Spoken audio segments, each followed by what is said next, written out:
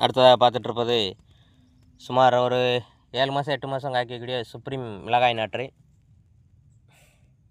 17 நாள் ஆகுது. இந்த நாற்றோட ஸ்டேஜ் வந்து 17 நாள் ஆகுது. இன்னொரு 4 நாளில் பிடுங்க வேண்டியதான். எட்டாங்குளம் ஐயனார் நாற்று பண்ணை சுப்ரீம் மிளகாய் புல்லட் டைப். இது நோய் தாக்கல் நல்லா தாங்குது. காய் தரமும் நல்லா இருக்குது.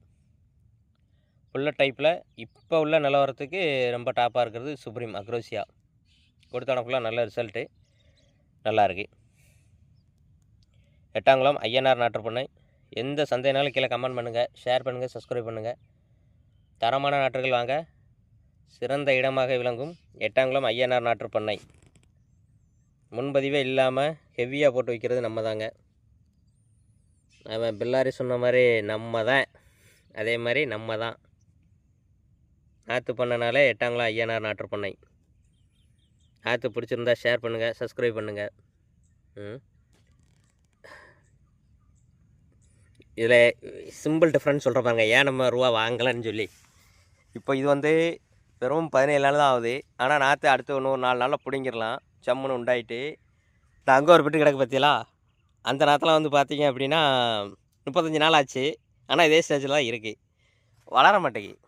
முன்மனை வாங்கினா நம்ம பிரச்சனையா என்ன பிரச்சனைன்னே தெரியல. இப்போ இந்த கத்தர் நாற்றை பாருங்களேன். இப்போது அங்கே ஒரு நாற்று கிடக்கா, அதெல்லாம் இப்போ 35 நாள் ஆச்சு. இத்தனைக்கும் இது நான் தரையில் வச்சுருக்கேன். தரையில் வச்ச நாற்று நம்ம பண்ணையை பொறுத்த வரைக்கும் 35 நாளில் முட்டி உயரம் வளர்ந்துடும். ஆனால் 1/2 அடிக்கு மேலே அது வளரவே இல்லை. அதே இந்த பேப்பரில் போட்டிருக்கேன் பாருங்கள், இந்த நாற்றை பாருங்கள். இது வந்து பேப்பரில் கிடக்கு.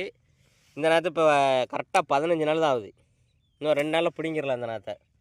இந்த நாற்றை பாருங்கள், இது எப்படி இருக்குன்னு பாருங்கள். இதுக்கு வந்து ரூபா வாங்கலை, அது வந்து ரூபா வாங்கிட்டாங்க. அது வளரவே இல்லை. ரூபா வாங்காத நாற்றை பாருங்கள் எப்படி இருக்குன்னு.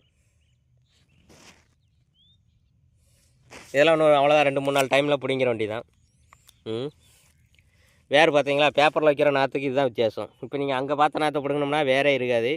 இந்த நாற்றை பாருங்கள் எவ்வளோ வேர் இருக்குன்னு, இவ்வளோ வேர் வரும். அது வந்து இந்த மாதிரி பேப்பர் போட்டு வச்சா நல்லாயிருக்கும். பொடி நாற்றாக இருந்தாலும் நாற்று பாடவாசி ஆகாது. வாங்கிட்டு போகிற விவசாயிகள் சந்தோஷமாக இருப்பாங்க. இப்போ கூட கிருஷ்ணகிரி விவசாயி அதான் சொன்னார், உங்கள்கிட்ட வாங்கி எனக்கு நஷ்டமே இல்லை, நல்லா தான் பூத்துட்ருக்கு, நல்லா தான் காய்ச்சிட்ருக்கு அப்படின்னாரு. இப்போ தான் மிளகா நாற்று எடுத்துகிட்டு போனார். அவர் சொன்ன ஸ்டேட்மெண்ட் இது.